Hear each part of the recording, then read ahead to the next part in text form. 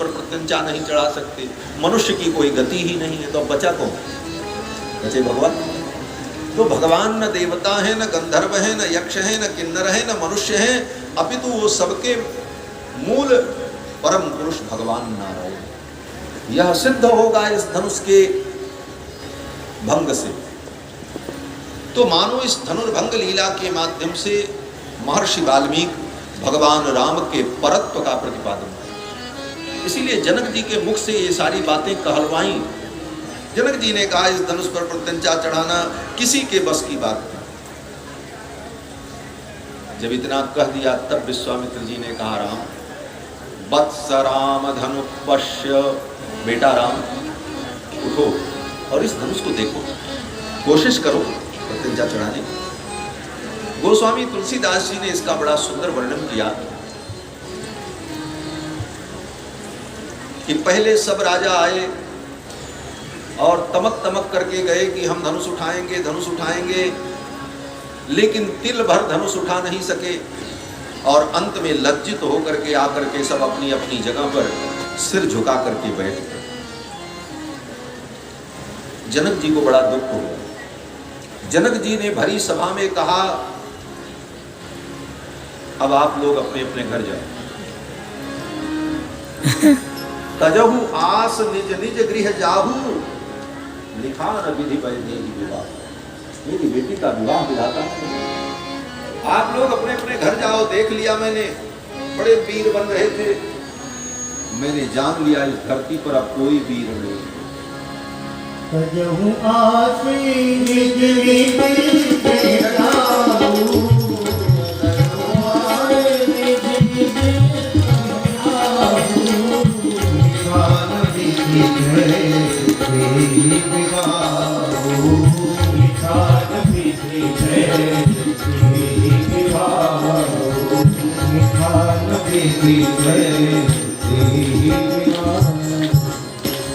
जनक जी ने कहा मेरी बेटी का विवाह विधाता ने नहीं लिखा।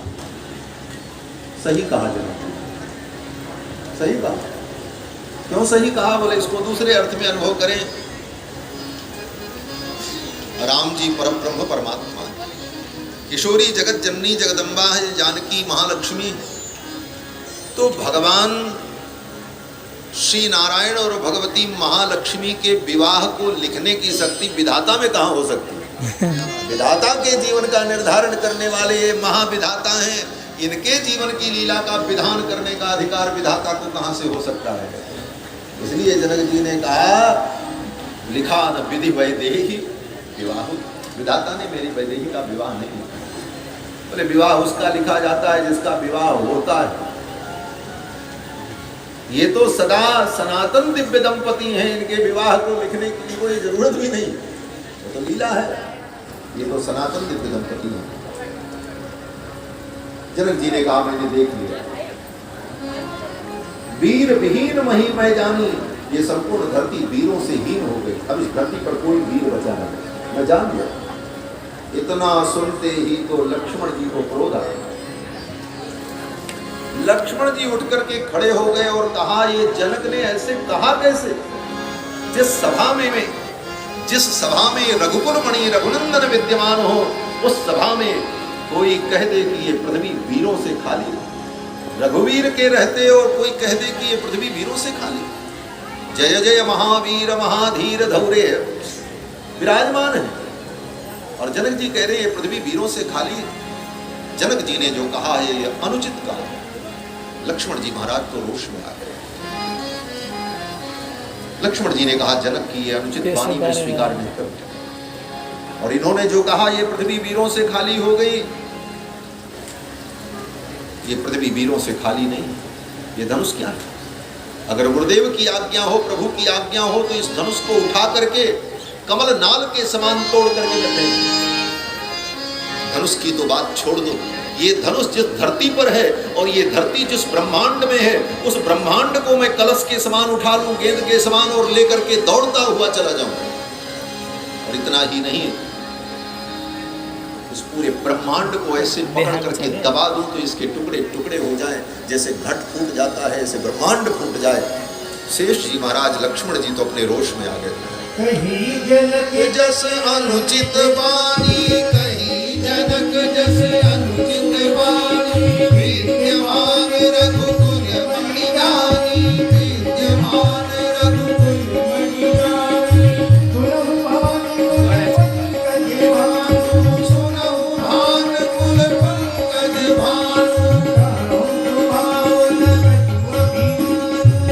कहूँ सुभावन कछु अभिमानु, जो तुम्हारी अनुशासन पाओ, जो तुम्हारे अनुशासन पाओ।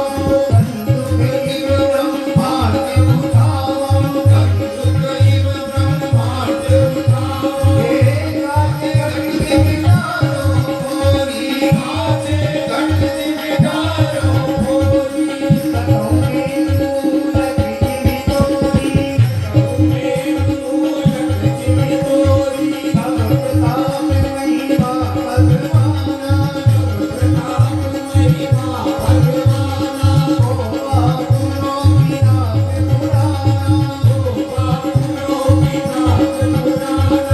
लाल रानिय दयायन हो, लाल रानिय दयायन हो। बहुत करो पियो पियो, बहुत करो पियो पियो। कमल नाम गिरि जाप चढ़ाओ, कमल नाम गिरि जाप चढ़ाओ। जो जन सत प्रमाण ले आओ, जो जन सत प्रमाण ले आओ। तोरो चरित्र के नयन दिगी, तब ताप बल ना करे। और करो प्रभु पद सखा, करो हनुमान। लखन सगोप बचन के बोले, लखन सगोप बचन के बोले। जगमगाई वही दीपक तोरे, जगमगाई वही दीपक तोरे। सकल लोक सब भूख गिरावे, सकल लोक सब भूख गिरावे। यही हरति जनक सब जाने, यही हरति जनक सब जाने।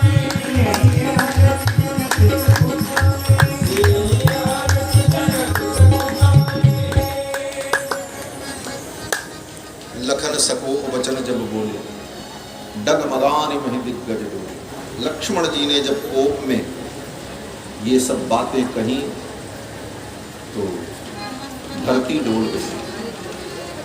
दिग्गज जो दिशाओं को थाम करके रखते हैं, वे दिग्गज अपने अपने स्थान से विचलित हो।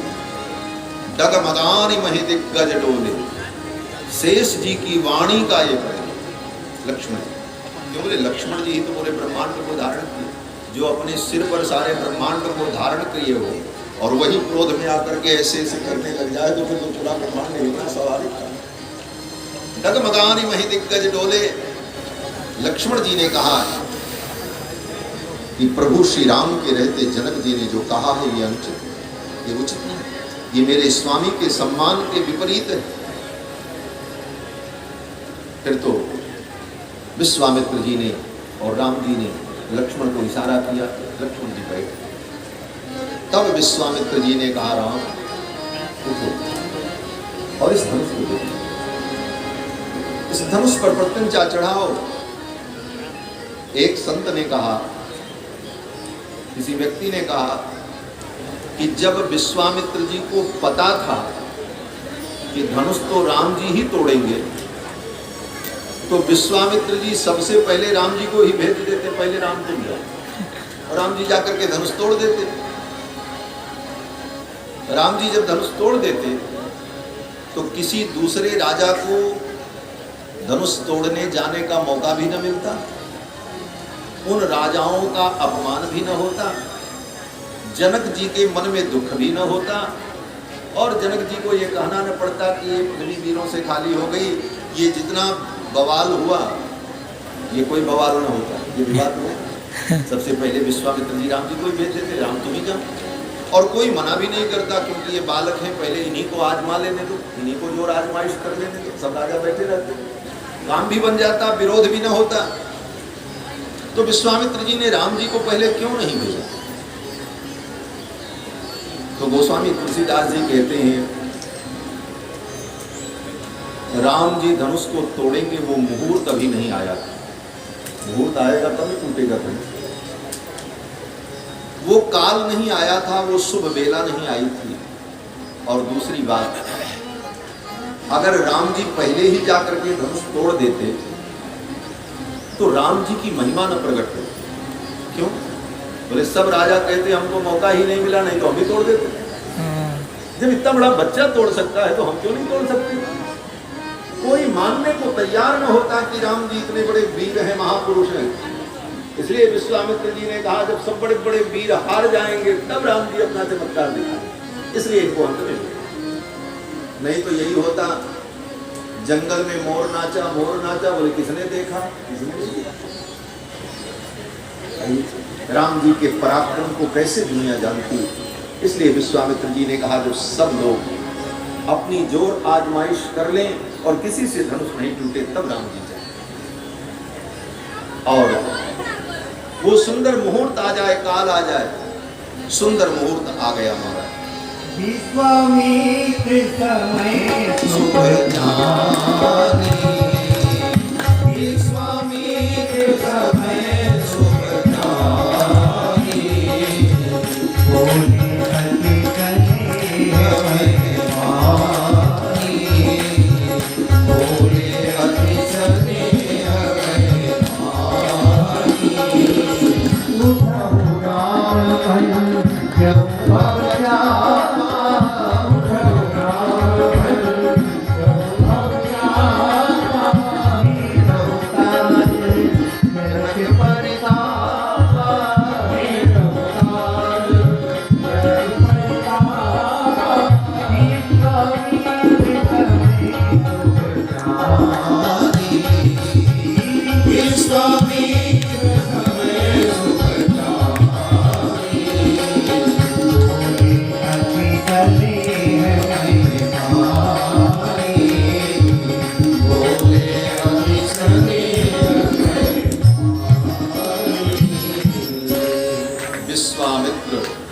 समय शुभ जानी।